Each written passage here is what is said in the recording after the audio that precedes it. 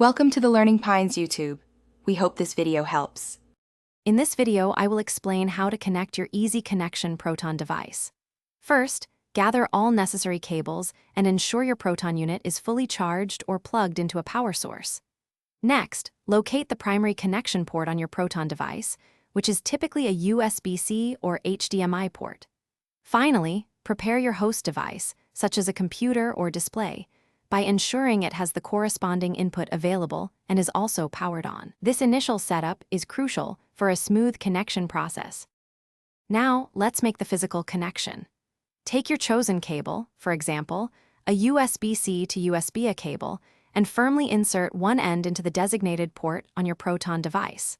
Then, connect the other end of the cable into the corresponding port on your computer or display. It's important to ensure both ends are securely seated to prevent any signal loss or intermittent connection issues. A solid connection is the foundation for successful operation. Once the physical connection is established, you'll likely need to address software and drivers. Visit the official Easy Connection website to download the latest drivers specific to your Proton model. After installation, download and run the Easy Connection application.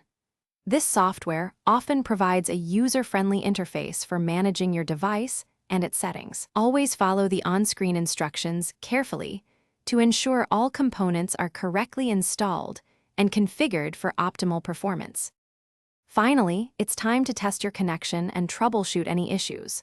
Open the Easy Connection application and try a basic function, like transferring a small file or displaying an image. If you encounter problems, check your computer's device manager to confirm the Proton device is recognized and its drivers are installed correctly. If issues persist, refer to your Proton device's user manual for specific troubleshooting steps or visit the Easy Connection support page for further assistance. Most common issues can be resolved quickly. Thanks for watching. Consider subscribing if we helped you.